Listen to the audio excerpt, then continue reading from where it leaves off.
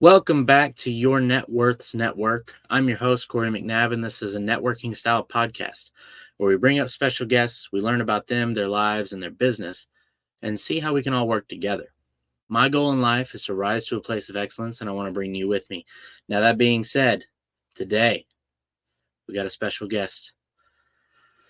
And of course, now that I'm about to say it, I feel like I'm going to butcher his last name, but let's see if I can get it right. Introducing Mr. Mark Jurjescu. Hello. You got it right. Yes. Good. I butchered it with a previous guest, so I've been trying to make sure I don't do that again. It's the Eastern European names. They're they're very complicated, and from one country to the next, I can't even pronounce I can't pronounce some of them. It's terrible. I gotcha. Well, Mark, I know we've talked a little bit on the phone, but for those watching, tell us a little bit about yourself. For sure, yeah. I guess I'll relate it back to real estate. I kind of got my start in real estate kind of from an early age. My parents they had a rental property, and I was always kind of sort of managing it, sort of not managing it, and just I've kind of got into real estate kind of reluctantly, I would say. I'm in my 30s now, but throughout my 20s, I did various jobs. I bounced around from being a EMT to working in restaurants of all things. I sold appliances for a few years, and eventually I got my real estate license, and realized I really like this area and this career. And I know this is not all about real estate, but it's all about when I think of net worth, it's you're really not going to be successful and have a high net worth unless you like what you're doing. And that's kind of what I think about. I like my job, and I don't even consider it a job at this point. Um, I kind of just stream of consciousness there. Sometimes they don't make sense. Hey, that's all right. So you like your job to the point that doesn't feel like a job. Go ahead and tell us, what is it that you do for your job? So I do a few things. When I first got into real estate, it was part time. I was doing most of those other things I was just talking about, full time or most of the time.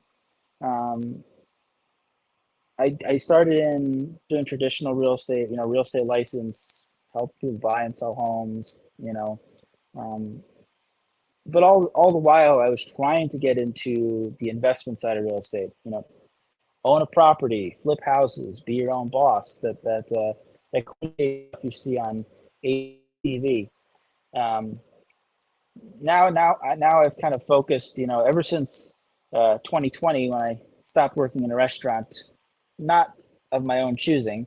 I was like, well, what am I going to do?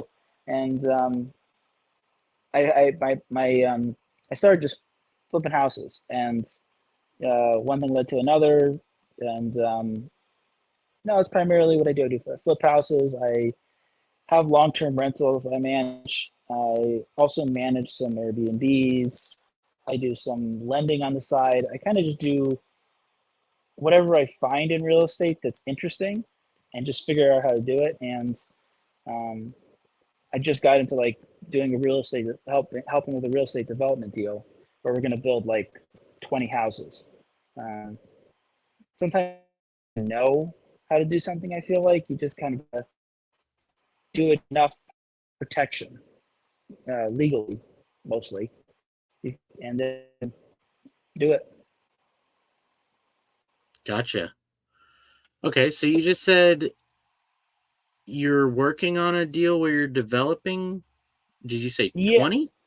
yeah, about 20 homes. Um, through my network, I came across a plot of land. Sorry, and All good. uh, yeah, just did a lot of due diligence over the course of a few days, and you know, just jumped into it. Never done it before, so we'll see how it goes. But Okay. I'm So how? confident enough in it. Okay. So you said it was through your network. Did someone bring it to you? Did you go out saying, "Hey, I want to do some development"? Like, how did the deal come across your lap? It's just somebody I've been working with on another flip, and he so happened to have this deal available. And I kind of have this attitude of never like dismissing it offhand or saying no because it's crazy. It's like I, I it's more of a it's not a more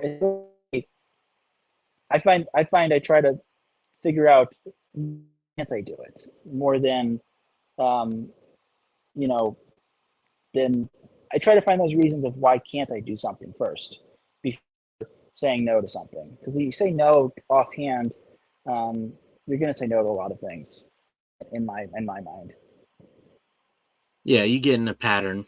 Um, it's what you do, you end up doing more of. So that makes sense. Um, okay, so I am curious about this deal. Are you comfortable sharing more about the deal, or is it just in the?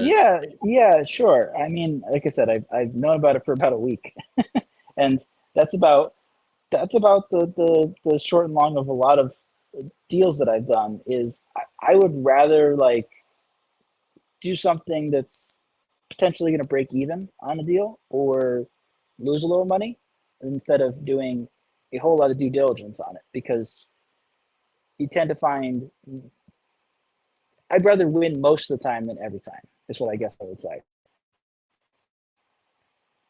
because you're going to get much bigger wins in those cases. Hmm, it's an Just my interesting personal opinion. perspective. That's a.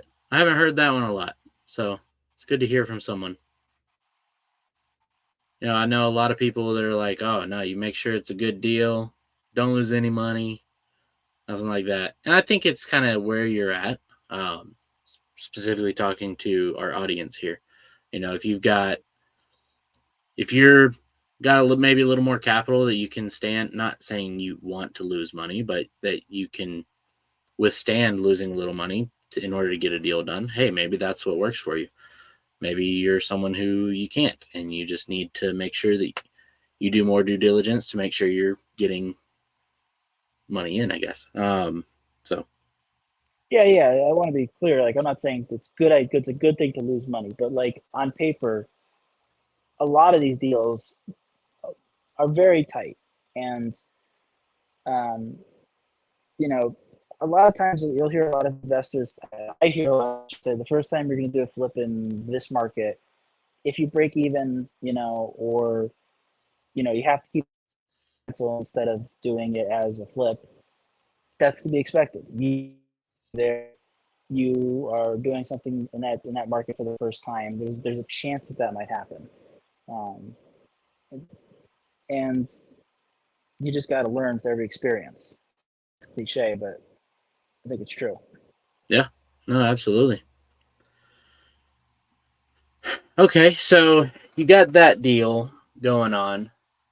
You're developing 20.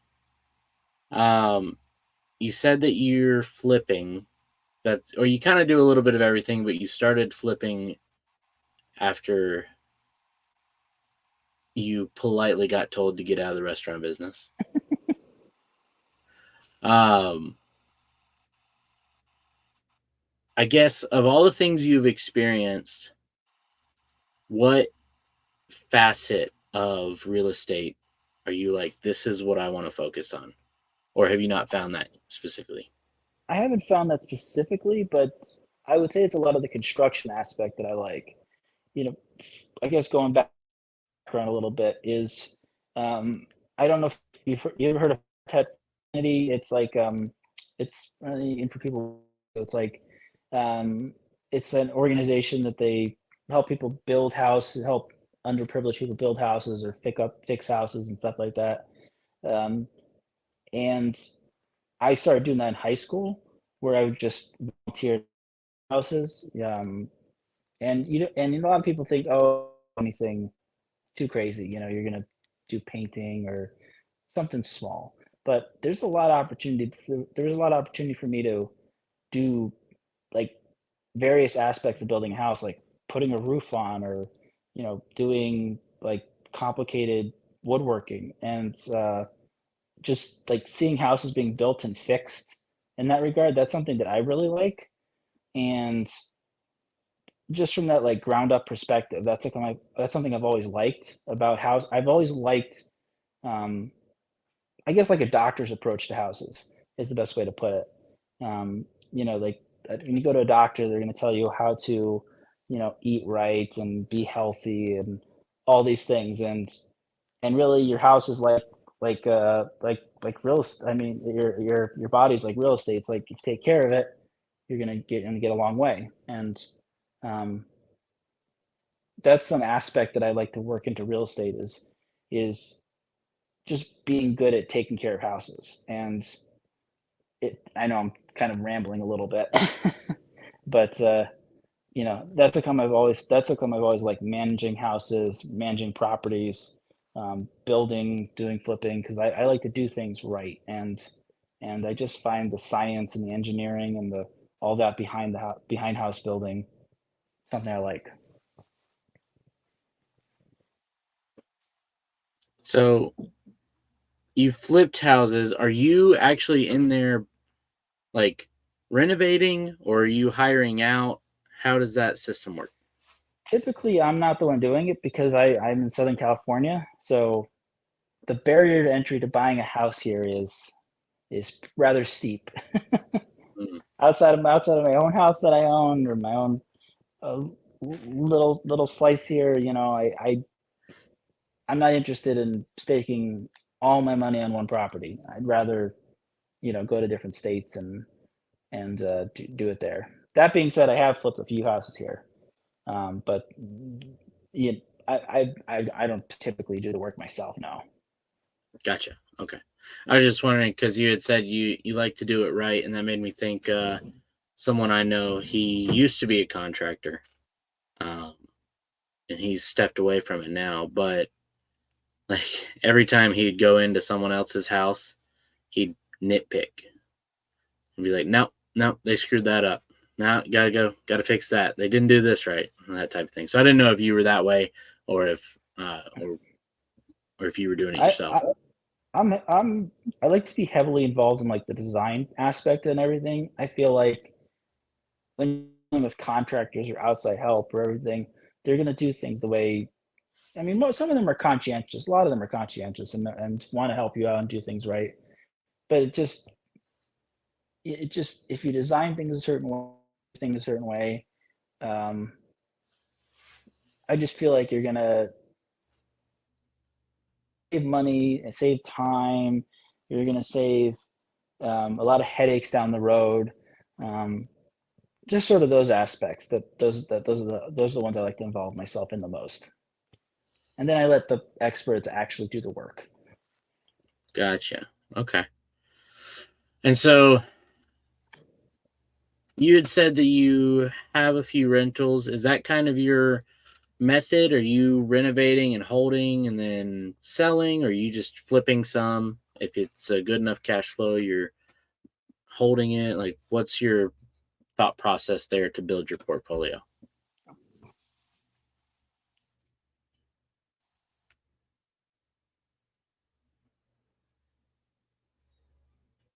Nope. I'm having trouble hearing you, Mark. Not sure if you got muted somehow or if there's some connection issues.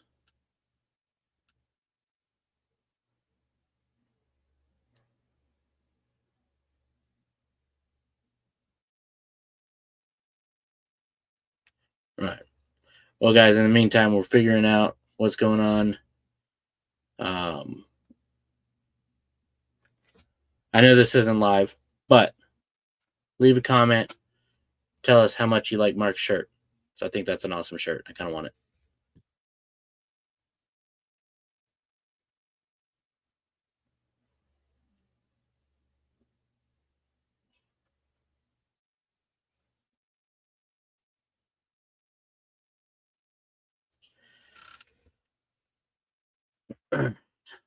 Let's see.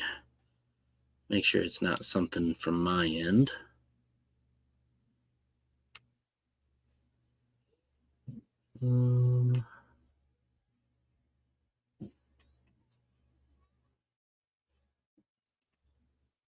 Okay, now it shows that you're muted.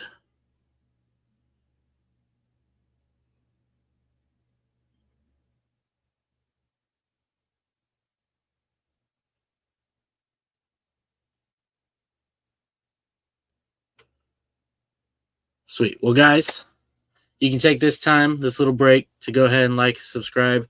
I normally don't put this here, but go ahead and do that. Mark, you there? I don't know what happened. There you are. We can hear you now.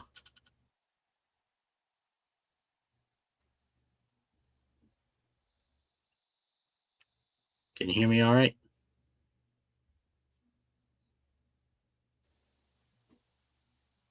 I just can't hear you for some reason. Oh, good. Good. Well, that's going to make this super fun. Let's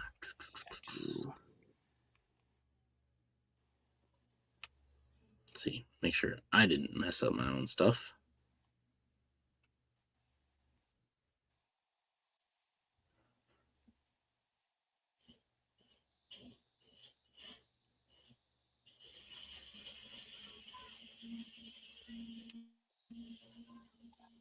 Can you hear me now?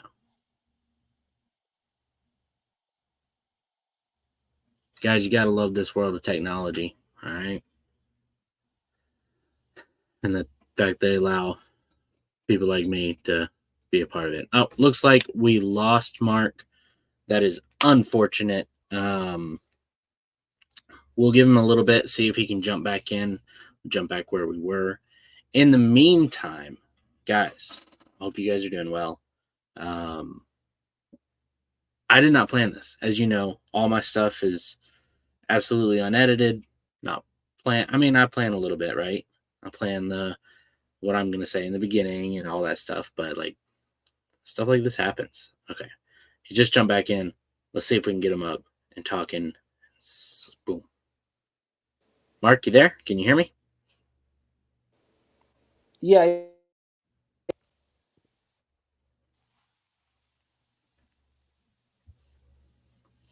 Yes, I'm here. Okay, There you cool, go. cool. I apologize about that. That's all right. We Huh. see if we can get your camera on.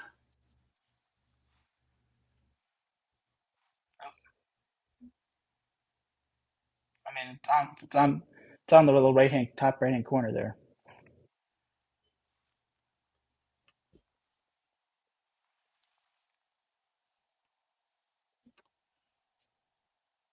Okay, so it's showing that your camera's on.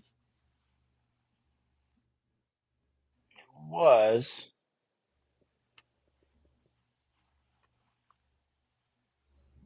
Hmm. And restart it one more time, I guess. All right.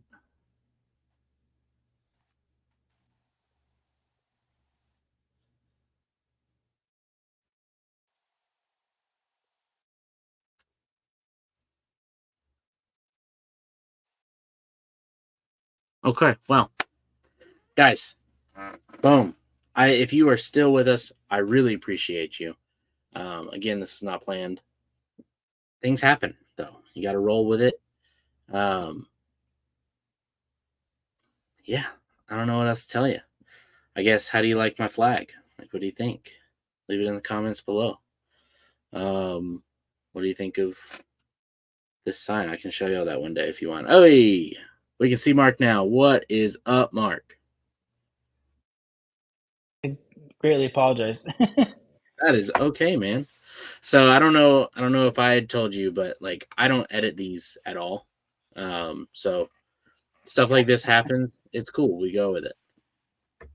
Yeah, yeah. One of the I guess the pros and cons of living in California is sometimes is a your power kind of does things, or your houses are not to afford to live in California. You have to live in places where you know you might not have the best electrical, and I could see in my other room where I have my Wi-Fi router. I have like an air purifier in there. The lights just flickered. I'm like, uh-oh, that means the Wi-Fi went out for like a split second.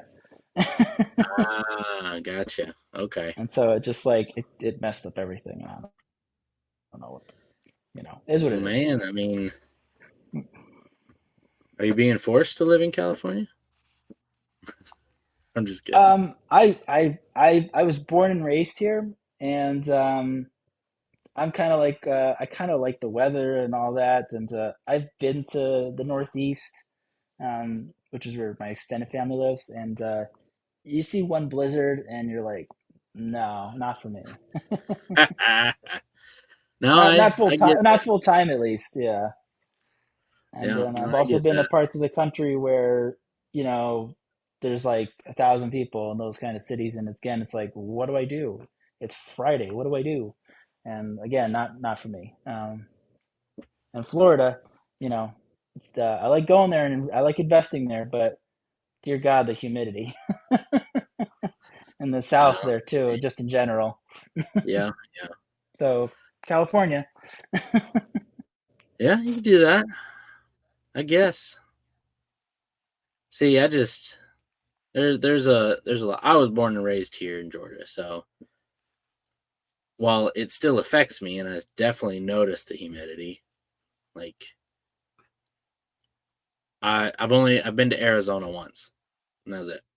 And that was odd, not having that much humidity. Although it was the literal like few days that I was there, it rained to the and point that the guy that I rented the car from when I returned it, he messaged me. He's like, "Hey man, there's like all these like specks on the car," and I was like, "Okay." He's like, "Do you know what that is?" I go, "Uh, well, it rained, so might be dust and stuff." He goes, "Oh yeah, that makes sense." I was like, "Holy crap! I guess you guys really don't get rain that much." the way I think about it is, I like it's so silly, but it's like I don't change my windshield wipers all that often because I use them. And so every time I do it, it's so infrequent. I have to like look up a YouTube tutorial on how to do it. Yeah, yeah. We've had quite a bit of sun recently. It just started raining yesterday, so I think it'll be raining pretty much the rest of this week. But That's always nice. I always think that's nice. I like the rain because it makes it more pleasant. Like whenever I always relate it to, but I figure most of the kind of got the same weather as Florida. And I've been to Panhandle, the middle part of Florida. I've never been to Miami actually, but yeah, I've been to all those areas, and whenever it rains, it's a lot nicer. It just gets all the other stuff out of the air, and it just makes it cooler. I like the rain in that area. yeah, I'll say the worst that we get is the quick like maybe 15-minute showers, and then the Yeah, sun comes back out, and the it's it's just yeah. awful. I remember I was driving to go see a property in Florida, and it's so hard that like just like off, and I'm like I've never seen that sort of scenario where you're literally on the side of a highway and there's people on the side of the highway who have the same thought as you that it's too much rain to drive. It's just crazy. Yeah, man. All right, so before it got cut off, Um,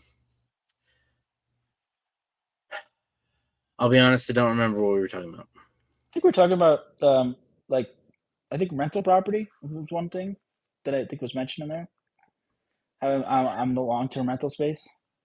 Oh yeah, I think I was asking like how do you decide what properties to keep in your portfolio versus just flipping them, or if you like, I guess your thought process when a deal comes across your plate, how you decide what to do with it.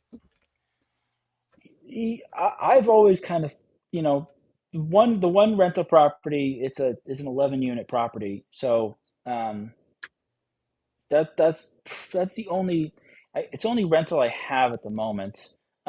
I always consider multiple properties because it's 11 doors.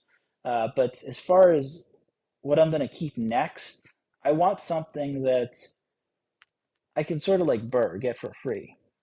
There's certainly, properties and deals like that. Um, or as close to that as possible. And it's hard to find that, really. Mhm. I'm flipping a property in Ohio right now, and the way I bought it, essentially, I paid nothing out of pocket because I bought it, and then the contract allowed me to assign it, so I assigned it to a different entity, and I paid someone else the wholesale fee that they paid back to me, and that essentially pays for the down payment. Hmm. Because it's a if you wholesale, it's the I know most people Google things, so like the term is to wholesale it back to yourself. That's the quick and easy way, like for someone to look up and then learn more about how that is. Interesting. Okay. Yeah. So this, I want to make sure I got this right. So the deal came to you, um, and then see, I'm not even familiar with this one. So So um, like so I'll give you like quick numbers so it's like it's sort of understandable, right? It's like say a property comes and I'll use like numbers that should be easy to understand. Um, say a property's been on the market, it's a bit like this one, it's been on the market forever. They just keep lowering the price, keep lowering the price. They just want this thing gone. It has problems, so they can't get it sold. It comes across to me at like 80,000, which you can't do that anywhere but in Ohio. And then I say, hey, I'll buy it, like, but I need the wholesale to somebody.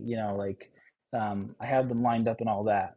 And I know if I get it wholesaled, I know it'll appraise as is at like 100,000, you know, and and so what I do is I get it, then I wholesale it to someone at 100,000. The the hard money lender comes back and says, hey, between down payment and fees and all this, you have to pay me 20,000 out of the 100. So then I the it gets wholesaled, to me, and um, I have to pay the 20,000 out of pocket. But then the wholesale fee gets paid back to me as a consulting fee or however you want to.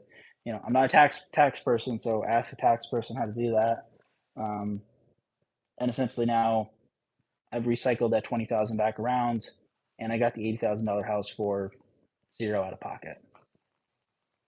hmm, It only really works when you can get a property much lower, and you can get the appraisal even on an as is value higher. But it's doable.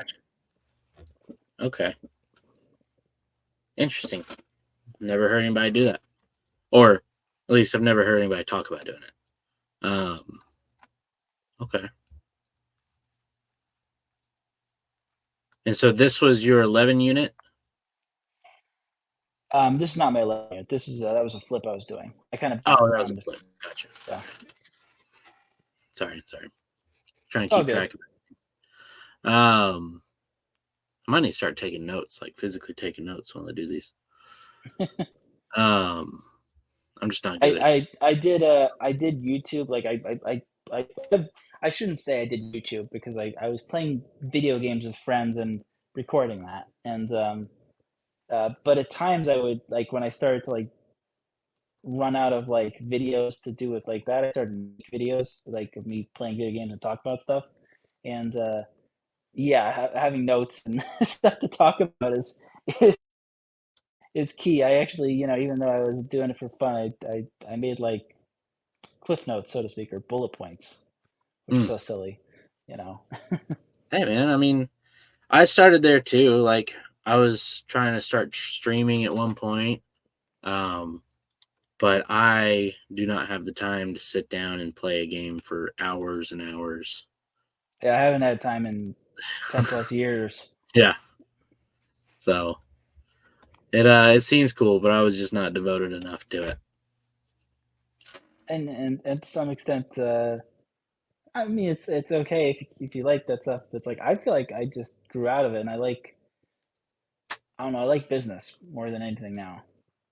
It's fascinating. Yeah. All this stuff we do.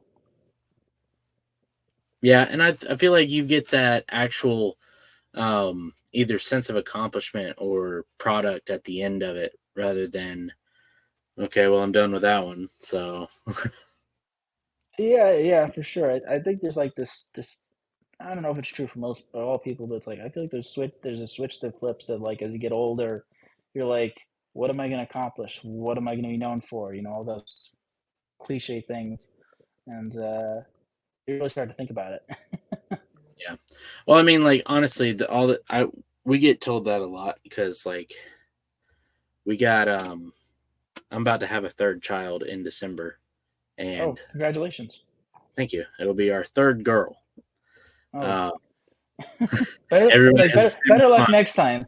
Yeah, everybody has the same response. But typically, like, and it's not so much with like us guys, but whenever we're talking to a woman or whatever, and we're like, yeah, well, we really want a boy, they're like, well, why?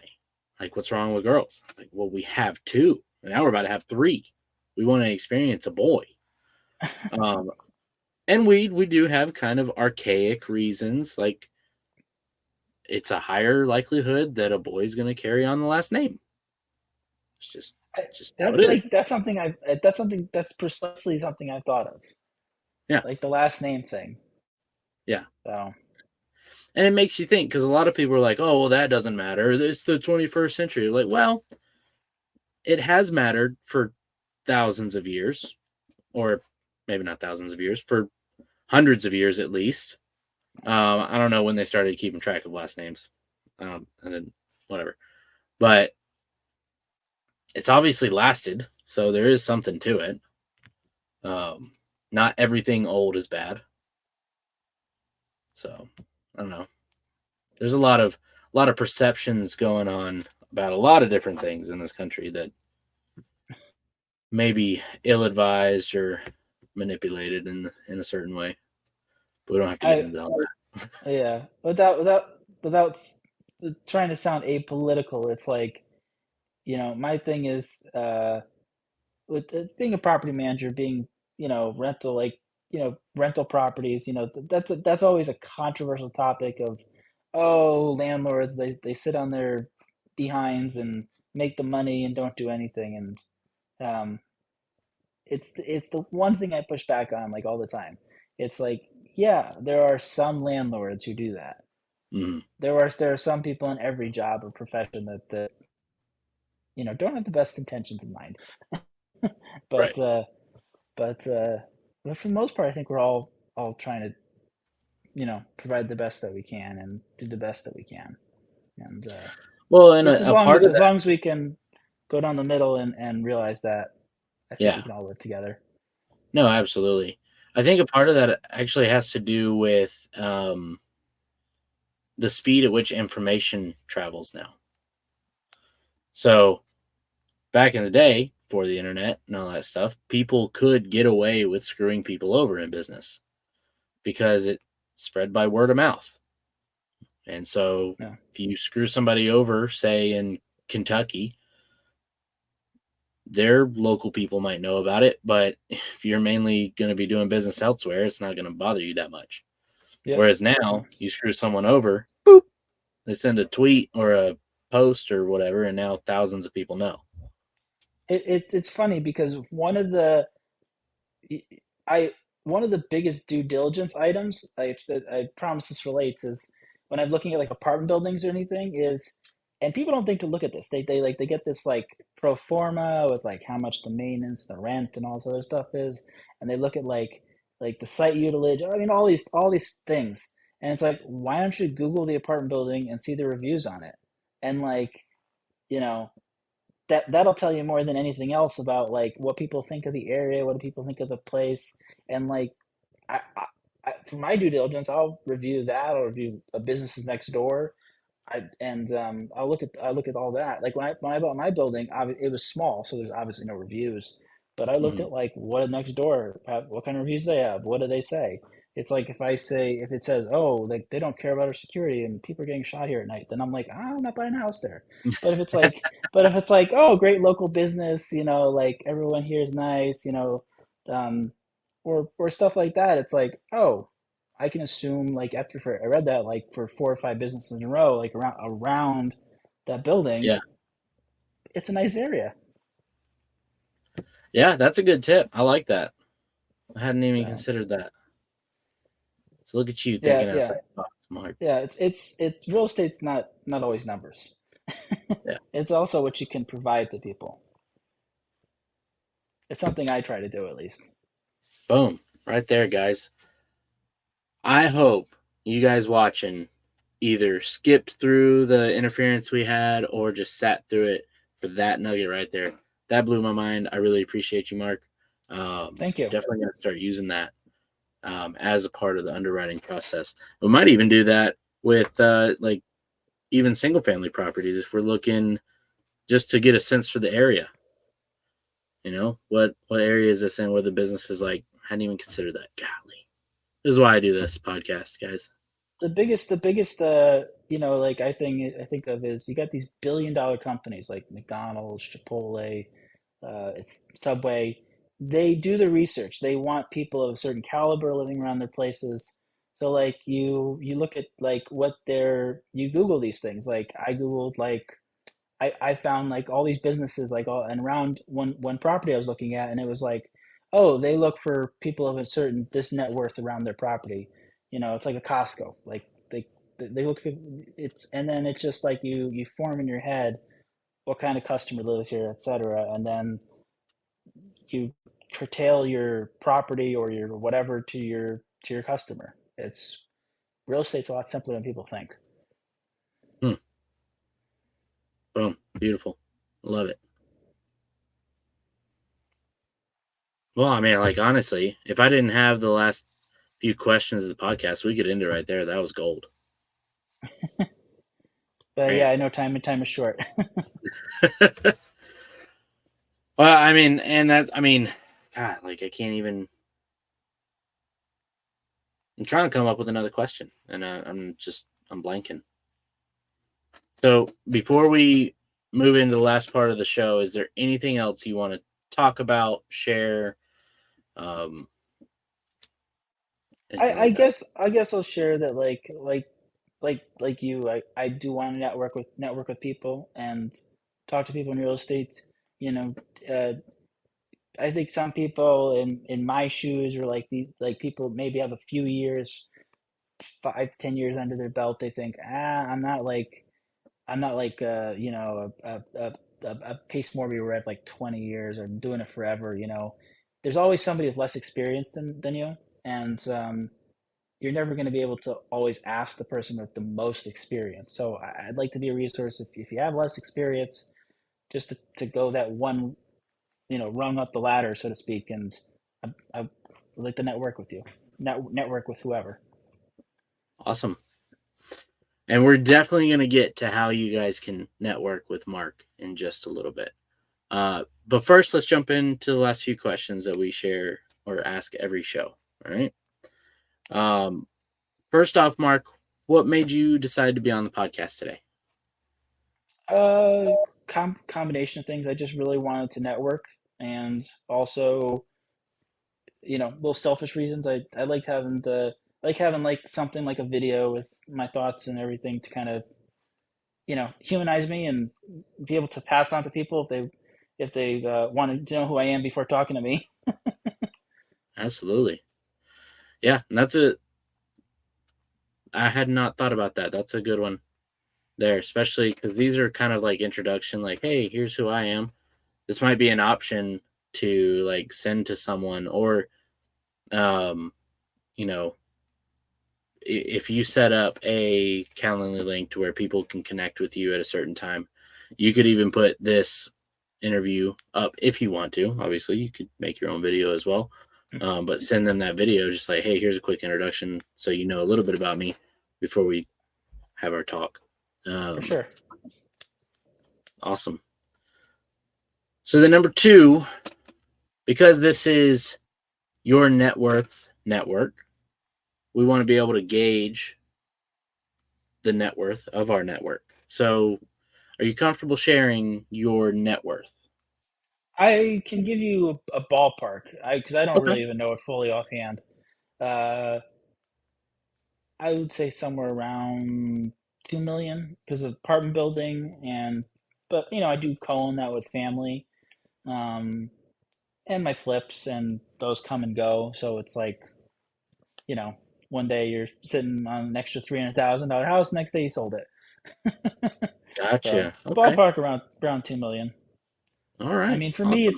for me at some point, to kind of not to go on forever, but um, I don't really have like a top goal. It's more of like as long as I keep making money. It's more about the cash flow, I think, for me personally. Gotcha. Awesome. Well, then, what would you say are your strengths that help you get that cash flow and bring that in? Um, at least for real estate, my strength is just like understanding building buildings and building science. I forget one guy on YouTube is talking about that, um, and just understanding real estate at a really micro level, how things are built and how to do things and all that. Okay. And then on nerdy the flip nerdy side of that, nerdy stuff. nerdy stuff. I got you. And then on the flip side of that, what would you say your weaknesses are? It's definitely communication. I do recognize that, um, if I had somebody who could communicate and connect me more, I'd be doing a lot more deals and doing a lot more business and everything of all that nature. Gotcha. So you need to practice communication, or you need someone to communicate for you. Um, Combination of both, I think. It's not really an answer, is it? But it's I like guess it's where what sometimes do you you can only desire? learn. I wish I was better at it, but at the same time, I recognize that I'd rather just find somebody to help, like a business partner or something, if possible. Gotcha. Okay. All right. So is that well, I guess let me just ask the question. What do you need help with that's going to help make you money in the next 30 days? Um, I'm always looking for capital. Like, it's not that I don't know how to flip property, don't know how to manage rentals or do those projects. I could forward 20 projects right now, or 30 projects right now. Can't take them all on, not because I don't have time. Um, as much as it's great to deal on that's no money out of pocket. Those are few and far between. And so, Uh-oh. Can you hear me? yes, I can hear you. Okay. You disappeared for a second and then came right back. Uh, I guess to kind of just repeat that in case it was a missed is a capital basically. Okay. Um, I'm kind of at a stage where I'm obviously not an expert by any means. There's people much more experienced than me, but uh, I would really like to be able to do more. So I just don't. I there's still a few hours left in my day.